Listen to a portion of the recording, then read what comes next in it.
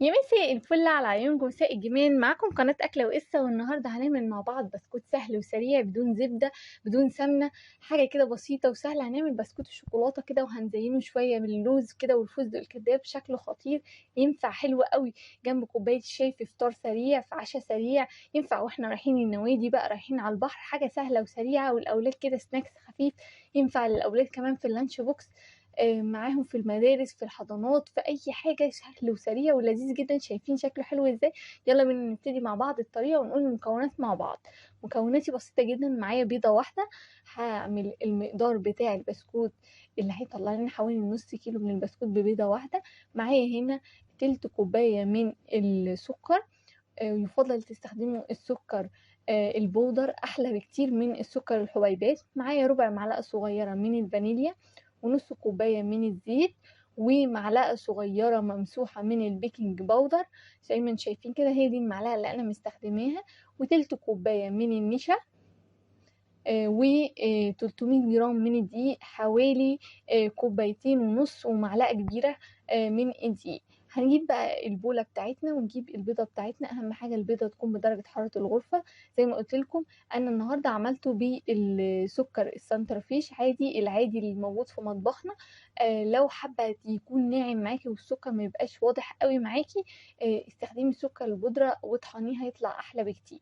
ضربت بقى البيضة مع السكر وربع معلقة صغيرة من الفانيليا لحد ما الخليط بقى كريمي كده وبدأ يفتح معايا وبدأ يبقى لونه أبيض. هنزل عليه بنص كوباية من الزيت وهبدأ أقلبهم كويس قوي. زي ما انتم شايفين أنا بضرب بالمضرب اليدوي العادي، مش هتحتاجي مضرب كهربائي. ممكن تقلبي حتى بالاسباتيولا برضه، هتطلع معاكي الوصفة حلوة.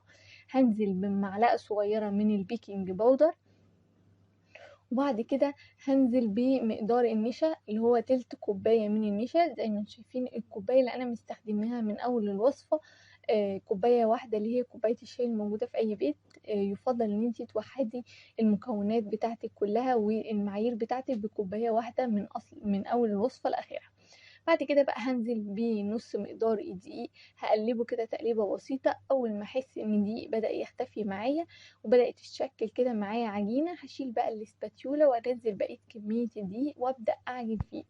هنعجن فيها قد ايه؟ هعجن فيها حوالي من 5 ل10 دقايق لحد ما تبقى عجينه متماسكه كده وتلم على بعضها. هوريكم دلوقتي. هي انا كده حطيت نص خليط الدقيق، بدأت تفرول معايا كده حاجة بسيطة، ولسه ما جمعتش معايا كعجينة متماسكة.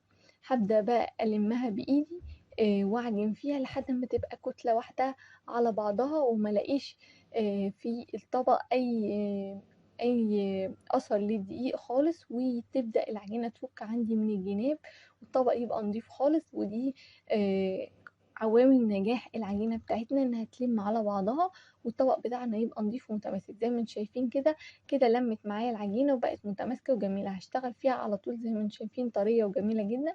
تقدري بقى تشكليها بأي أشكال. عندك قطاعة، عندك المكبس بتاع البسكوت ممكن تستخدميه. انا جبت كيسين سندوتشات العادي اللي بيبقوا موجودين في اي بيت، وفتحتهم زي ما انتم شايفين كده على الاخر، وبدات افرد العجينه في النص. مش محتاجه سمك عالي. هبدا اسوي الاطراف بتاعتي بالسكينه، وبعد كده ابدا انزل بالمكبس بتاعي. طب افرض انتي ما عندكيش مكبس، هتعملي ايه؟ هتجيبي هتعمليها كور، وتجيبي اي غطا ازازه وتعملي الشكل اللي هو المنحنى ده، او تجيبي السكينه وتبداي تعمليها اكسات كده رايح وجاي، هتطلع معاكي شكلها حلو قوي. او تجيبي اي كوبايه عندك صغيره وتقطعيها على شكل مدور، هتطلع جميله جدا وشكلها حلو قوي. الرسمه بتفضل بارزه معانا ما بتروحش. هدخلها الفرن على درجه حراره 180، بتاخد حوالي 25 من 20 ل25 دقيقة. بشغل عليها من تحت بس. ممكن تشغلوا الشواية لو انتوا حابين تاخد لون من فوق، بس هي المهم ان هي تاخد لون من تحت. اول ما بتطلع من الفرن بسيب الصاج بتاعي يبرد تماما. مهم قوي ان انا مشيلش البسكوت وهو سخن من على الصاج بتاعي علشان خاطر ما يكسرش معايا. ده شكلها بعد ما سبتها بردت خالص وطلعته وتماسك على الصاج بقى، بدأ يقرش كده ويقرمش معانا. شايفين؟ شايفين بقى حبيبات السكر اللي انا بوريها لكم دي؟ دي عشان انا استخدمت السكر الحبيبات، لو استخدمت السكر البودرة مش هتحسي بالسكر الحبيبات نهائي. شكلها حلو قوي والرسمة طالعة معايا جميلة جدا، شكل وردة كده لذيذ. ممكن لحد هنا نستكفي بالخطوة دي، بس انا حبيت ادلع البسكوت ده شوية. هتجيبي اي نوع شوكولاتة خام عندك وتبداي تسيحيه على حمام مائي. بصراحة انا جيت اسيحها على حمام مائي النور قطع عندي، فتحسوا ان الشوكولاتة مسكت معايا شوية، بس عادي يعني هنتصرف امورنا. وممكن تحطوا بقى لو عندك شوية من السوداني المجروش، حبة من الفستق الكداب، حطي عليها هتطلع شكلها حلو. ممكن تستكفي بس بطبقة الشوكولاتة زي ما انتي عايزة، انا طبعا بزين عشان الشكل في التصوير يطلع حلو. انتي ممكن تستكفي بيها سادة او عليها شوكولاتة فقط، هتطلع جميلة جدا. ولو الشوكولاتة سايحة معاكي كمان هتطلع شكلها افضل بكتير. شايفين مفيش ابسط من كده، انا بحط شوية من الفستق الكداب ولو زي كده بسيطة، وبيطلع الشكل بسيط جدا. تقدروا بقى تقدموه مع كوباية شاي، كوباية شاي بلبن، كوباية نسكافيه، اي مشروب انتوا بتحبوه. هتنفع معاكم بقى فطار وتنفع معاكم في النوادي، سناكس سهل وسريع واولادكم يفضلوا رايحين جايين عليه. تقدروا بعد ما تخلصوا الكمية والشوكولاتة تنشف معاكم، تحتفظوا بيها في اي علبة وتحطيها حتى على اي ترابيزة او على السفرة، ويفضلوا اولادكم رايحين جايين عليها. هيعجبهم جدا، جربوها وان شاء الله هيعجبكم. بسكوت سهل وسريع ولذيذ جدا. انا النهارده هقدمه مع كوبايه شاي. مفيش ابسط ولا اسهل من كده. مفيش احلى من البسكوت البيتي اللي تعمليه بايدك بحب، شكله جميل ولذيذ. جربوه ان شاء الله يعجبكم. هستنى ارائكم وتعليقاتكم. تقدروا طبعا تشكلوه على شكل دواير برضو او كور، هيطلع لذيذ وجميل جدا.